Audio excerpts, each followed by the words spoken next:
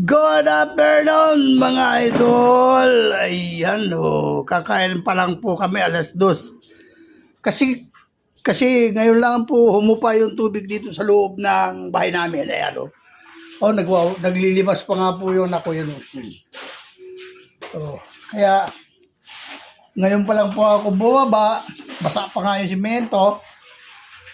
Hirap pa lang pa. Alas 2 na kakain pa po kami kasi Nakababad sa tubig ng ano pa. yeah, may ulam po kami ganito. Ano ba yan? Lumpiang Shanghai daw. Yan. bilasa daw po ito.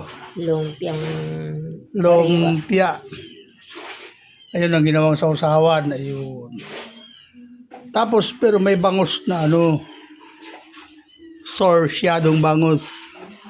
Saka may dalawang saging. Ayan. ano na saging na. Ngayon lang po kami kakain mga idol. Oops. Kain na po.